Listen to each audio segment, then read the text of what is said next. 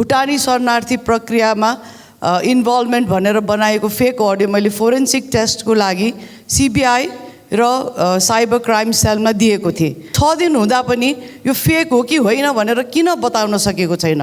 म त झनै आतुर छु, किन फेक अडियो मेरो मात्रै बनेको होइन, अरूहरूको पनि बनेको छ, तर नाम मेरो मात्रै उच्चारण किन हुन्छ? सबै गाउँलेले चोर आयो भनेर बाहिर निस्केछन् अनि चोर चाहिँ पछाडिबाट भागेर जहाँ गाउँलेले चोर आयो भनेको त्यो भिडमा मिसिएछ। फेरि त्यसपछि त्यहीँबाट उसले चिच्याउन थालेछ, चोर आयो भनेछ।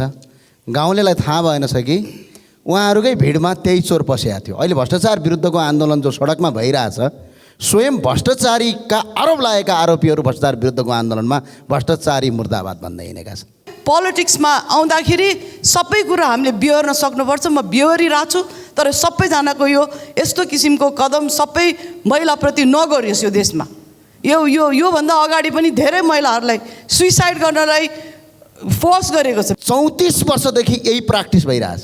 भ्रष्टाचार विरुद्धका कुराहरू उठ्छन्, स्वयं भ्रष्टाचारका आरोपितहरू भ्रष्टाचारका विरुद्धको आन्दोलनमा जान्छन्। यो टेपको सत्य तथ्य उजागर गरोस् र अरू जतिजनाको पनि नाम आएको छ, त्यो को चाहिँ दोषी हो को चाहिँ होइन, यो चाहिँ प्रश्नका साथ आउनुपर्छ। किन सबैजना एउटै ब्रसले पेन्ट भएको हुन्न। कुराले ठिक्क कामले दिक्क भएको छ यो संसद। ल आज यो संसदमा सबै माननीयहरू हुनुहुन्छ। यो देशमा भ्रष्टाचारलाई निर्मूल बनाउने कानुन बनाउने यदि कोही थलो हो भने यही सदन हो, तपाईँ हामी माननीयज्यू मात्रै हो। अहिले बन्दै गरेको कानुन या बनिसकेको कानुनलाई पनि म्याद हदबन्दी भनेर 5 वर्ष मात्रै तपाईँको छानबिन गर्न पाउने भनेर यही सदनबाट गएको छ। हामी सडकमा होइन कि यही सदनमा के तपाईँहरू तयार हुनुहुन्छ? यो पार्टी राम्रो कि त्यो पार्टी राम्रो, यो ठुलो कि त्यो ठुलो भनेर यहाँ कोही हामी ठुलो हुने छैनौँ। देशको लागि हामीले काम गरेर देखाउँ। सुडान घोटाला काण्डको छानबिन गर्न, लाउडा घोटाला काण्ड छानबिन गर्न, चेज एयर काण्ड छानबिन गर्न, चाइना साउथ वेस्ट काण्ड छानबिन गर्न, एयरबस काण्ड छानबिन गर्न, वाइट बडीको छानबिन गर्न, 33 किलो सुन काण्ड छानबिन गर्न, एनसेललाई छानबिन गर्न, चमेलिया जलविद्युत आयोजनाको भ्रष्टाचार छानबिन गर्न, 4G टेलिफोन सेवाको काण्डलाई छानबिन गर्न, न्यारो बोडी ओम्नी अमेरिकाबाट आएको स्रोत नभएको 40 करोडको काण्ड, मोहराको टेप काण्ड, क्यान्टनमेन्ट घोटालामा 8,460 जना लडाकुको नामै नभएका लडाकुको अरबौँ रुपियाँ वर्षौँसम्म हिनामिना गर्ने काण्ड, बुढी गण्डकीको जलविद्युत काण्ड, त्यति गरेर लाइसेन्स छपाई कमिसन काण्ड, ललिता निवास प्रकरण, नक्कली भुटानी शरणार्थी नेपाल ट्रस्टको जग्गाको प्रकरणमा तपाईँको काण्ड, सीसीटीभी फुटेज काण्ड, 25 मेगावाटको सोलर ठेक्का काण्ड, नेपालकै पहिलो जुट मिलको तपाईँको जग्गाको प्रकरण काण्डमा के तपाईँहरू साँच्चै भ्रष्टाचारका विरुद्धमा लड्ने हो भने पार्टी पङ्क्ति दल सिद्धान्तभन्दा माथि उठेर कानुन बनाउन तयार हुनुहुन्छ भने ल आज म हेर्न चाहन्छु, हात खडा गर्नुहोस् न। हामीले रोक्न सक्छौँ, तर हाम्रो कुनै त्यतातिर इन्टेन्सन नै देखिन्न। तिमी हेरे जस्तो गर्नु म देखे जस्तो गर्छु, तिमी खेदे जस्तो गर्नु म दौडे जस्तो गर्छु। यस्तो प्रवृत्तिले भ्रष्टाचारलाई न्यूनीकरण गर्दैन। भ्रष्टाचारलाई न्यूनीकरण गर्ने, भ्रष्टाचार गर्नेहरूलाई 3 पुस्ते सम्पत्ति हरण गर्ने आजीवन कारावास ठोक्ने कानुन यही सदनबाट आजका दिनबाट पार्टी पङ्क्ति सिद्धान्त नम्बर लागू गरौँ। हामीले कानुन बनाएर त्यसपछि कारबाही गर्न कसले रोक्छ? कसैले रोक्दैन। गजेन्द्र बुढाथोकी समेतको जाहेरीले वादी नेपाल सरकार, प्रतिवादी केशव प्रसाद दुलाल समेत भएको ठगी तथा सङ्गठित अपराध सम्बन्धी मुद्दामा अनुसन्धानको क्रममा माननीय टोपबहादुर राय माझीलाई मिति 2080 1/31 गते राति अन्दाजी 8:25 बजेको समयमा जिल्ला काठमाडौँ बुढा नीलकण्ठ नगरपालिका वार्ड नम्बर 4बाट पक्राउ गरी जिल्ला प्रहरी परिसर टेकुको हिरासतमा राखिएको बेहोरा गाउँ गाउँबाट उठ बस्ती बस्तीबाट उठ फेर्न देशको मुहार। तर हामी देशको मुहार त फेरि कस्तो फेरि बिचौलिया तन्त्रमा कन्भर्ट गरिदियो, भ्रष्टाचार तन्त्रमा कन्भर्ट गरिदियो। हामी यस्तो लोकतन्त्र लाए कि 63 साल पछिको जुन बिचौलिया तन्त्र भ्रष्टाचारको एउटा ऐना हो नक्कली भुटानी शरणार्थी प्रकरण। कसरी एउटा बिचौलियाले राज्यको सम्पूर्ण निकायको कब्जा गरे हुन्छ, कसरी उसको सबै निर्णयमाथि उसको कब्जा हुन्छ। मसँग सबै प्रमाण म देखाउन चाहन्छु र बिचौलिया तन्त्रको कारण लोकतन्त्र खतरामा छ।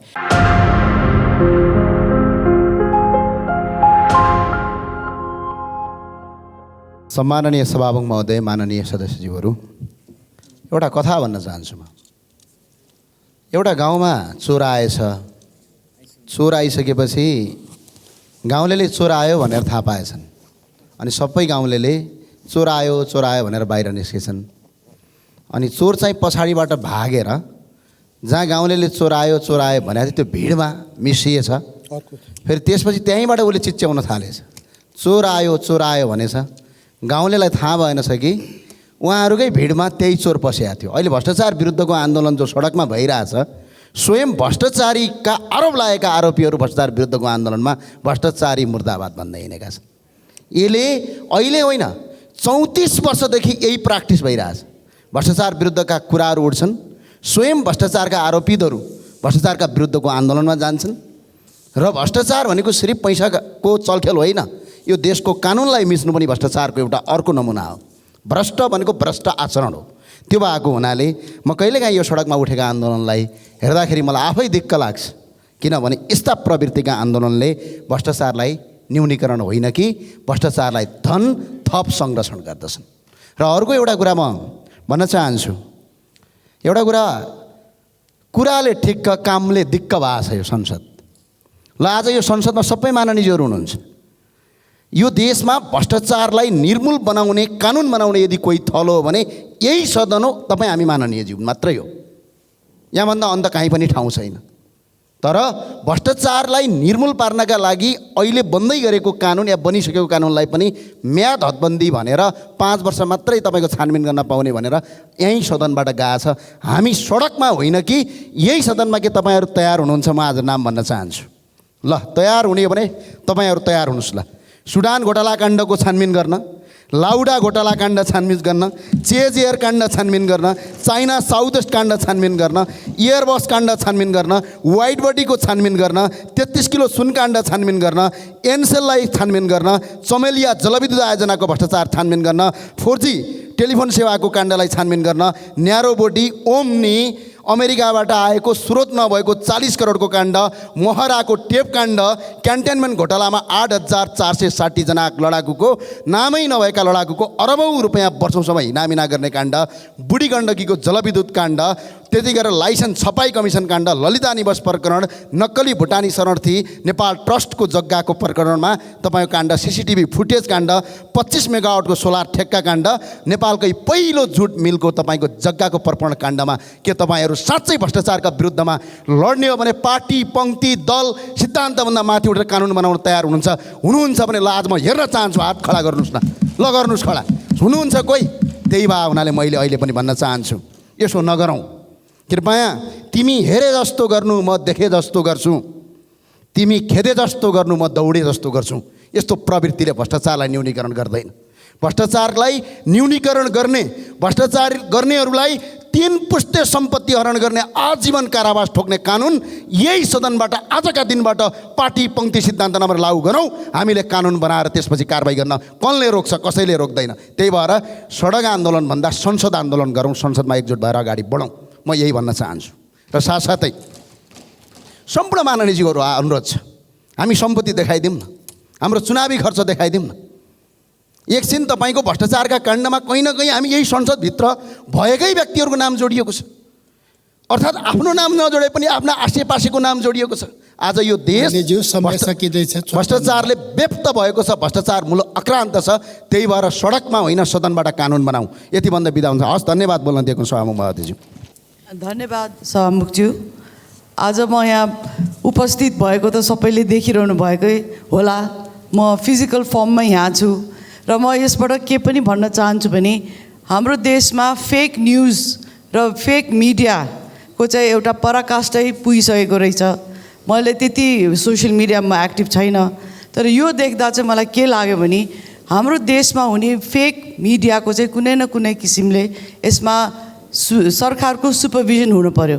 एउटा त्यो पोइन्ट हो। सेकेन्ड पोइन्ट म के भन्न चाहन्छु भने मैले 6 दिन अगाडि यस्तै अर्को फेक अडियो मेरो नाम लिएर बनाइएको भुटानी शरणार्थी प्रक्रियामा इन्भल्भमेन्ट भनेर बनाएको फेक अडियो मैले फोरेन्सिक टेस्टको लागि CBI र साइबर क्राइम सेलमा दिएको थिएँ। आज त्यो दर्ता गर्न पनि मानिएको थिएन। यहाँ साथीहरूले विश्वास गर्नुहुन्न होला, सत्तापक्षको यत्रो ठुलो नेताको श्रीमती भनेर 3 घन्टा लाग्यो त्यो दर्ता गराउन, र त्यसको पनि म जवाब गृह मन्त्रालयबाट सिक गर्न चाहन्छु। किन यो अलमल किन थियो त दर्ता गर्न? र 6 दिन हुँदा पनि यो फेक हो कि होइन भनेर किन बताउन सकेको छैन?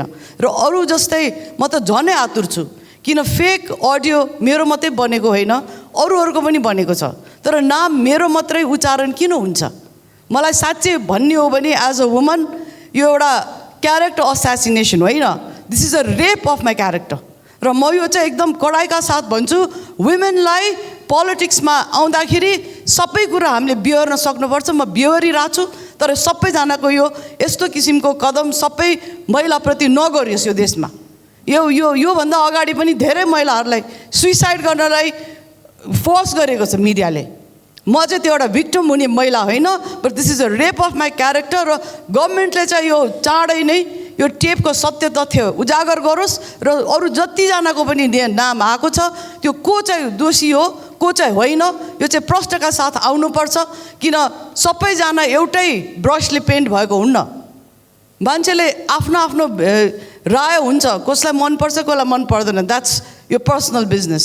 तर कसैको क्यारेक्टर असासिनेसन गर्ने भन्दा अगाडि 1000 चोटि सोच्न चाहिँ म अनुरोध गर्न चाहन्छु। र जुन यो भुटानी नक्कली भुटानी शरणार्थी एउटा यो काण्ड छ, यो देशको लागि सबभन्दा लज्जास्पद काण्ड मलाई पनि लागेको छ। हुन त हाम्रो देशका चेलीबेटीहरू रोज बेचबिखनमा परेका छन्, त्यसतर्फ पनि सरकारको ध्यानमा आकर्षित गर्न चाहन्छु।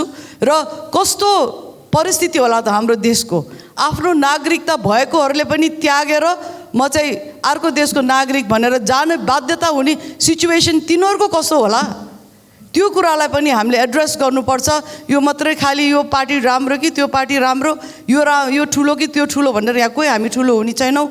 देशको लागि हामीले काम गरेर देखाउँ। र यो जुन ह्युमन ट्राफिकिङको एउटा यो ग्लोबल एउटा पेन्डेमिकै जस्तो छ, यसमा नेपालको एउटा नराम्रो नाम छ। यहाँबाट धेरै चेलीहरू ट्राफिक भएर जान्छन्। त्यसको लागि चाहिँ म शाहमुखज्यूलाई आग्रह गर्न चाहन्छु कि हामीले एउटा स्पेसल कमिटी अन ट्राफिकिङ बनाऊँ र जति पनि ट्राफिकर्सहरू नेपालमा एक्टिभ छन् त्योभन्दा राम्रो काम सरकारले गरेर देखाओस्। किन हामीले रोक्न सक्छौँ, तर हाम्रो कुनै त्यतातिर इन्टेन्सन नै देखिन्न। सम्मानित श्रमको राम्रो व्यवस्था गरौँ र यो एक्सप्लोइटेटिभ श्रममा जाने जुन चाहिँ एउटा हाम्रो कन्ट्रीमा ट्रेन्ड छ त्यसलाई चाहिँ रोक्न पनि म अनुरोध गर्न चाहन्छु। र अन्तमा फेरि पनि यो भुटानी शरणार्थी केसको जुन फेक टेप मेरो नाममा बनाइएको थियो त्यसको सत्य तथ्य चाहिँ चाँडै नै उजागर गर्न म भन्दा आतुर कोही छैन। यो केसलाई यसको यो फाइनल रिपोर्ट आओस् भनेर यसको लागि म फेरि पनि आग्रह गर्दै आफ्नो भनाइ राख्न दिनुभएकोमा धन्यवाद भन्न चाहन्छु। धन्यवाद। माननीय सदस्यहरू, गजेन्द्र बुढाथोकी समेतको जाहेरीले वादी नेपाल सरकार, प्रतिवादी केशव प्रसाद दुलाल समेत भएको ठगी तथा सङ्गठित अपराध सम्बन्धी मुद्दामा अनुसन्धानको क्रममा माननीय टोपबहादुर राय माझीलाई मिति 2080 1/31 गते राति अन्दाजी 8:25 बजेको समयमा जिल्ला काठमाडौँ बुढा नीलकण्ठ नगरपालिका वार्ड नम्बर 4बाट पक्राउ गरी जिल्ला प्रहरी परिसर टेकुको हिरासतमा राखिएको बेहोरा नेपालको संविधानको धारा 103 को उपधारा 6 बमोजिम जिल्ला प्रहरी परिसर टेकुको चलानी नम्बर 12/273 मिति 2080 2/1 को पत्रबाट सूचना प्राप्त भएको हुँदा प्रतिनिधि सभा नियमावली 2079 को नियम 248 को उपनियम 1 बमोजिम सदनलाई जानकारी गराउँछु। सम्मानीय सभामुख महोदय, 2063 सालको जनआन्दोलनमा एउटा वामपन्थीले गीत बनाएको थियो, गाउँ गाउँबाट उठ बस्ती बस्तीबाट उठ फेर्न देशको मुहार। तर हामी देशको मुहार त फेरि यो कस्तो फेरि बिचौलिया तन्त्रमा कन्भर्ट गरिदियो, भ्रष्टाचार तन्त्रमा कन्भर्ट गरिदियो। हामी यस्तो लोकतन्त्र लाए कि 63 साल पछिको जुन बिचौलिया तन्त्र भ्रष्टाचारको एउटा ऐना हो नक्ली भुटानी शरणार्थी प्रकरण। त्यो पुरै ऐना होइन, सामान्य एउटा ऐना हो। किनकि कसरी एउटा बिचौलियाले राज्यको सम्पूर्ण निकायको कब्जा गरे हुन्छ, कसरी उसको सबै निर्णयमाथि उसको कब्जा हुन्छ। मसँग सबै प्रमाण छ, म देखाउन चाहन्छु कि कसरी मुख्य सचिवको चिठी उसँग, क्याबिनेटको प्रस्ताव उसँग, कसरी क्याबिनेट गृह मन्त्रालयबाट परराष्ट्र मन्त्रालय पठाइएको चिठी उसँग, सबै बिचौलिया। माने हामी बिचौलिया तन्त्र लायो र बिचौलिया तन्त्रको कारण लोकतन्त्र खतरामा छ। यो अपराध एउटा अपराध मात्र होइन, 1 साल पहिल्यै 2 जना मान्छे समात्या थियो, 3 जना मध्ये। त्यो 2 जना केशव दुलाल, सन्देश शर्मा र सानु भण्डारी मध्ये 2 जना समात्या थियो। तर अहिले जुन प्रहरी काजी हुनुहुन्छ उहाँ अपराध अनुसन्धानको एसएसपी हुनुहुन्थ्यो, गृहमन्त्रीको दबावमा छोड्यो। यो अपराध एउटा देशद्रोह पनि हो, अर्गनाइज क्राइम पनि हो, ठगी पनि हो, भ्रष्टाचार पनि हो। सक्ली भुटानी शरणार्थीमाथि एउटा प्रश्न चिन्ह पनि हो। जो 1 लाख सक्ली भुटानी शरणार्थी थर्ड कन्ट्री सेटलमेन्टमा गएछ, उनीहरूमाथि पनि शङ्काको घेरामा राखिएको छ। यो नक्ली हो कि सक्ली हो? यो ठुलो अपराध हो। राज्यको प्रतिष्ठा पनि हो, नेपाली जनताको प्रतिष्ठामाथि पनि खेलबाड पनि हो। राज्य र जनताको प्रतिष्ठा खेल्ने यो सरकारमा, तत्कालीन सरकारमा बसेको मान्छे अथवा सचिवलाई कहाँबाट त्यो अधिकार प्राप्त हो, कहाँबाट हैसियत प्राप्त हो? त्यस कारणले भ्रष्टाचारीको न कुनै जात हुन्छ, न कुनै धर्म हुन्छ, न कुनै समुदाय हुन्छ, न कुनै पार्टी हुन्छ, न कुनै लिङ्ग हुन्छ। कसैको नाउँमा सहानुभूति लिने काम नगरौँ। त्यति मात्र होइन, पुलिसले भ्रष्टाचार हेर्न सक्दैन। पुलिसले मात्र एउटा सङ्गठित अपराधको कारणले, ठगीको कारणले मुद्दा हेरिरहेछ। म सरकारसँग अनुरोध छ कि यसलाई सम्पत्ति शुद्धिकरण अख्तियार दुरुपयोग अनुसन्धान आयोग सबैलाई समन्वय गरेर यसलाई कारबाहीको प्रक्रिया अगाडि बढाउँ। किनकि यसको त अहिले 10% पनि कारबाही भएको छैन। दोस्रो कुरा, सभा मार्फत सम्मानीय प्रधानमन्त्रीजीलाई आग्रह गर्न चाहन्छु, उहाँको मातहत महाधिवक्ता कार्यालयको काम कारबाही ठिक छैन। सरकारी वकिल दिनभर घाम ताप्ने गरिरहेछ, आज फुर्सद छैन, भोलि फुर्सद छैन। प्रमाण कमजोर बनाउने, प्रमाण मेटाउने र अल्छी गर्ने। त्यस कारणले सरकारी वकिलको भूमिका सही छैन। यो पुलिसबाट पनि बारम्बार आइरहेछ। केही बेर मात्र सभामुख अनुरोध छ कि थपिदिउँ। अन्तर्राष्ट्रिय समुदायको सामने यसले हाम्रो देशको अस्मिता खतरामा छ। अस्मिता मात्र खतरा छैन, हाम्रो लोकतन्त्र खतरामा छ। भ्रष्टाचार यसमा कारबाही भएन भने मेरो कुरा रेकर्डमा राखियोस्, हामी यो लोकतन्त्रलाई बचाउन सक्दैनौँ। किनभने हाम्रो प्रतिष्ठा मात्र दाउमा छैन, हाम्रो जनताको विश्वास उठिरहेछ। जनताको विश्वास र भरोसाको लागि पनि यसमा कारबाहीलाई सरकार पछाडि हट्नु हुँदैन। यसलाई समय सीमामा बाँधेर यसलाई प्रमाण रहित या कमजोर प्रमाणको साथ अदालतमा बुझाउनु हुँदैन कि ताकि अदालतबाट यिनीहरू छुटुन्। त्यस कारणले सभामुखसँग मेरो अनुरोध छ कि प्रधानमन्त्रीको रुलिङ होस् कि प्रधानमन्त्री आएर संसदमा जवाब दिउन् या प्रधानमन्त्री गृहमन्त्री जवाब दिउन्। किन प्रधानमन्त्री के जवाब किन चाहियो? म रुलिङको माग गर्दैछु सभा महोदय, मेरो कुरालाई गम्भीरतापूर्वक सभा महोदय लिइदिनुपर्छ कि प्रधानमन्त्री जिम्मेवार जसको अन्तर्गत महाधिवक्ता कार्यालय पनि हो, पुलिस पनि हो। धन्यवाद।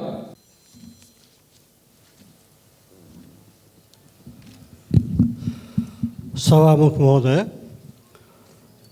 म आज आफ्ना पुराना मित्र, प्रजातान्त्रिक आन्दोलनका एकजना नेता, लेखक, सम्पादक र नेपाली काङ्ग्रेसको इतिहासको प्रारूप भन्ने दुईटै महत्त्वपूर्ण कृतिका लेखक श्री पुरुषोत्तम बस्नेतप्रति हार्दिक श्रद्धाञ्जली व्यक्त गर्न चाहन्छु।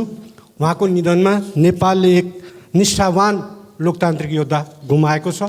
उहाँका परिवारजनप्रति संवेदना पनि व्यक्त गर्न चाहन्छु। अर्को एउटा कुरा सुन्दा पनि बडा नरमाइलो लाग्यो। सत्तारूढ गठबन्धनको सबभन्दा ठुलो पार्टीको सांसदले पुलमुनि गएर अनसन बसेर संसद चलिरहेको बेला संसदमा अनुपस्थिति देखाउनु आफैमा बडा नमिठो घटना हो। म यो घटनाप्रति चिन्ता व्यक्त गर्न चाहन्छु। अनसन बस्ने सांसदप्रति आफ्नो ऐक्यबद्धता व्यक्त गर्न चाहन्छु। सभामुख महोदय, म अब आफ्नो मूल विषयमा आउँछु। आज बिहान म 24 गतिको कान्तिपुर र यो जेठ महिनाको हिमालमा कनक दीक्षितको लेख पढिरहेको थिएँ। त्यो दुईवटा मलाई बडा कनेक्टेड लाग्यो। केही समय अगाडि हाम्रो यही सांसदका माननीय सांसद गृहमन्त्री रवि लामिछाने गृहमन्त्री हुनुभएको बेलामा नेसनल आइडी सम्बन्धी एउटा ठेक्का सरकारले रद्द गर्यो। त्यो रद्द गर्नुका विभिन्न कारणमध्ये एउटा कारण के दिएको थियो भन्दाखेरि त्यो ठेक्का दिँदाखेरि नेपालको एउटा चाहिँ नेसनल आइडीमा रहेका नामहरू लगायत गोपनीय जानकारीहरू विदेशीको हातमा जान्छ भनेर तर्क दिएको थियो। त्यो तर्क मलाई पनि उचित लागेको थियो। तर त्यस्तो तर्क गर्ने सरकारले भारत भ्रमणका लागि भनेर एजेन्डा तय गर्दा सभामुख महोदय नेपालको अर्को वित्तीय गोपनीयता विदेशीलाई सुम्पने काम गर्दैछ। 24 गतेको सभामुख महोदय, म यो कान्तिपुर सभामुख महोदय यहाँ छ, मसँग मुख्य समाचार छ। त्यो समाचार के भन्दाखेरि राष्ट्र बैंक र नेपालका वित्तीय संस्थाहरू मिलेर बनाएको एउटा वित्तीय डिजिटल भुक्तानी प्रणाली, भारत र नेपालको बिचमा हुने डिजिटल भुक्तानी प्रणालीलाई त्यो समर्थन गर्न राष्ट्र ब्याङ्कले प्रधानमन्त्रीको भारत भ्रमणमा एजेन्डा बनोस् भनेर परराष्ट्र मन्त्रालयले चिठी लेखेको छ। तर दुःखको कुरो भारतीय दूतावासको दबावमा, यो मेरो भनाइ होइन, कान्तिपुरमा छापिएको छ, भारतीय दूतावासको दबावमा राष्ट्र ब्याङ्क इन्भल्भ कम्पनीलाई नदिएर भारतीय कम्पनी जिएसआईलाई त्यो ठेक्का दिने प्रपञ्च, त्यो प्रस्ताव सरकारले लाँदैछ। भारत भ्रमणको क्रममा एजेन्डा बन्दैछ। नेपालले स्थापित गरेको कम्पनी 1 नम्बरमा छ र त्यसको लगानी 78 करोड रुपियाँ छ। भारतीय कम्पनी 10औं नम्बरमा छ र त्यसको लगानी पुँजी 10 करोड छ। बडा गजब छ। मलाई चिन्ता के लाग्यो भन्दाखेरि कि 10 दिन अगाडि गर्ने एउटा निर्णय त्यही तर्कमा कि गोपनीयता, नेपालको गोपनीयता विदेशी हातमा जान्छ भन्ने, अनि नेपालको वित्तीय गोपनीयता चाहिँ विदेशीको हातमा जानु हुने? नेपालको कम्पनी हुँदाहुँदै, राष्ट्र ब्याङ्क इन्भल्भ भएको कम्पनी हुँदाहुँदै प्रधानमन्त्रीले त्यो आग्रहलाई लत्याएर यो एजेन्डा बनाइयोस् भनेर परराष्ट्रलाई राष्ट्र ब्याङ्कले चिठी लेखेको छ। त्यो योजना लत्याउने अनि अर्को कम्पनी, विदेशी कम्पनीको लागि प्रधानमन्त्री दबावमा पर्ने? सभामुख महोदय, म आज यहाँ सबै मान्यहरूलाई पनि भन्छु कि कनक दीक्षितको हिमालमा छापेको लेख यो जेठ महिनाको हेरौँ। त्यो उहाँको भारतको प्रसिद्ध अनलाइन द वायरमा छापिएको अङ्ग्रेजी लेखको अनुवाद हो। त्यहाँ कसरी भारतीय गुप्तचर संस्थाहरूले र भारतीय संस्थापनले नेपालका राजनीतिक दलहरूभित्र हस्तक्षेप गरिरहेको छ, कसरी नेपालभित्र हस्तक्षेप गरिरहेको छ र कसरी नेपालभित्र खेलिरहेको छ भन्ने विषयमा विस्तृत चर्चा छ। र मलाई बडा गजब लाग्यो, हाम्रो प्रधानमन्त्री भारत जान्छु जान्छु भन्नुहुन्छ, भारत भ्रमण सरेको सरै छ, फेरि कहिले हुने हो थाहा छैन। तर नेपालको प्रधानमन्त्रीलाई भारत आउन नदिएर पर्खाइराख्दाखेरि राजालाई चाहिँ उत्तर प्रदेशमा स्वागत गरिएको छ। र त्यो स्वागत गर्ने सन्दर्भमा त्यहाँका मन्त्री, मुख्यमन्त्री र मन्त्रीहरू, नेताहरूले जे बोलेका छन् त्यो अत्यन्त आपत्तिजनक छ। सभामुख महोदय, यही हो के भारतको प्रधानमन्त्रीलाई आउन, के अरे भारतमा नेपालको प्रधानमन्त्रीलाई आउन नदिने, तर नेपाली जनताले हटाएको राजालाई प्रधानमन्त्रीको सट्टा स्वागत गर्ने र प्रेसर डिप्लोमेसी, यो ओल्ड डिप्लोमेसीमा चलन चल्तीको शब्द हो, दबावको कूटनीति, प्रेसर डिप्लोमेसी। के एजेन्डा मेरो पुरा गर्छौ, त्यो एजेन्डा तिमीले बोकेर आउने एजेन्डामा कार्यसूचीमा पर्छ कि पर्दैन, अनि मात्र म भारतमा तिमीलाई स्वागत गर्छु भनेर त्यसको सट्टा दबाब दिन राजालाई भारतमा स्वागत गरियो, बोलाइयो, पूर्व राजालाई। त म भन्छु सभामुख महोदय, म प्रधानमन्त्रीलाई आग्रह गर्न चाहन्छु, यो प्रेसर डिप्लोमेसीमा नेपालको सरकार पर्नु हुँदैन, नेपालको प्रधानमन्त्री पर्नु हुँदैन। हाम्रा पुर्खाले यो मुलुक, म गर्वका साथ भन्छु, 3500 वर्षको इतिहास भएको यो मुलुक आजसम्म कहिले पनि पराधीन भएको छैन। तर आजको भारत त ब्रिटिसले एकीकरण गरिदिएको सन् 1947 पछि बनेको भारत हो। भारतको इतिहास पढौँ हामी, त्यहाँ एकीकरण हुने बेलासम्म पनि झन्डै 500-550 राजा रजौटा थिए। तर पृथ्वीनारायण शाहले एकीकरण गरेको यो मुलुक, त्योभन्दा अगाडि मल्लहरूले एकीकरण गरेको यो मुलुक, त्योभन्दा अगाडि लिच्छवीहरूले एकीकरण गरेको यो मुलुक आजसम्म स्वतन्त्र छ।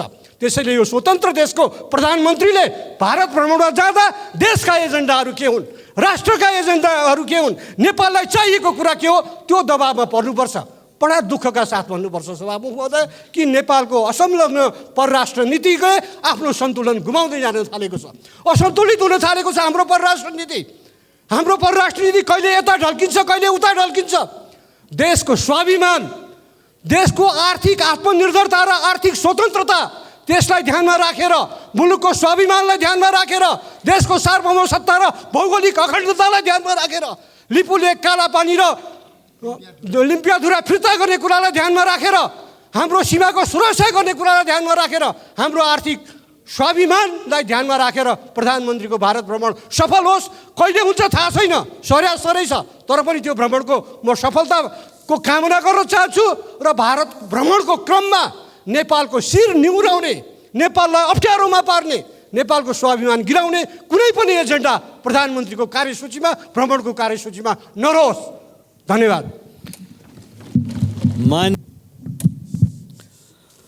मान्य सदस्य श्री चित्रबहादुर केसी, समय 3 मिनट।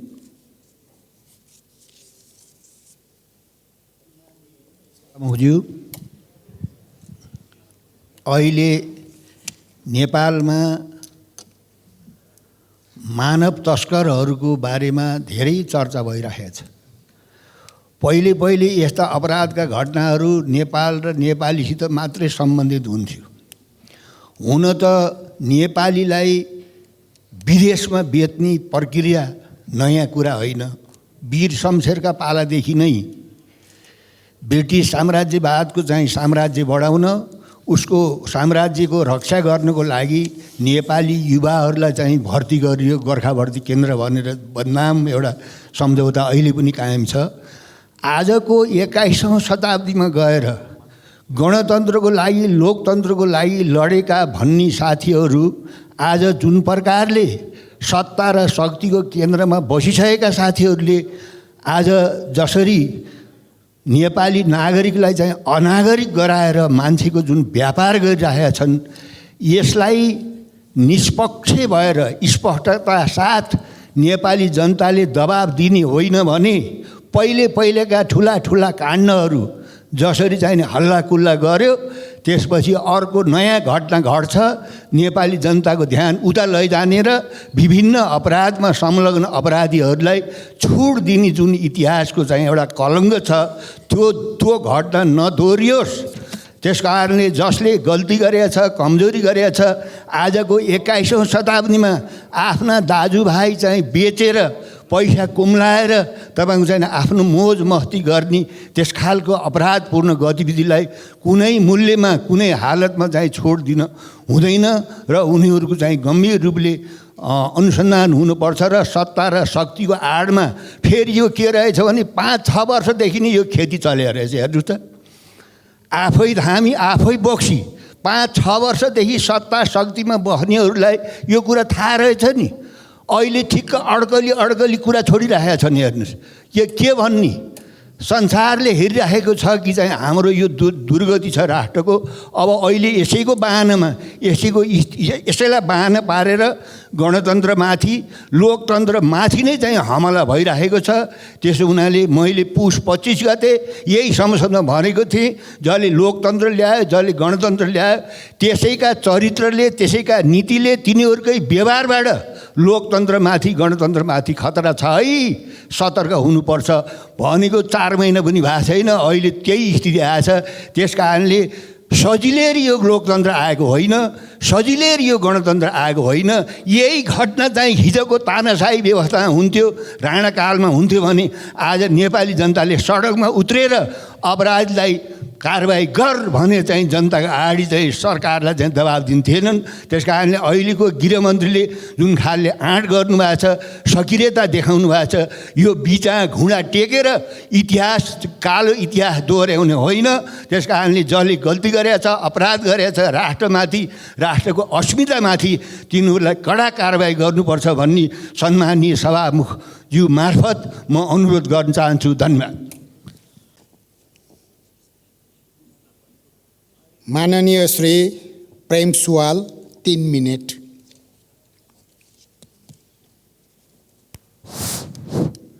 सभामुख महोदय, हिजो साँझ एउटा दुःखद घटना घट्यो।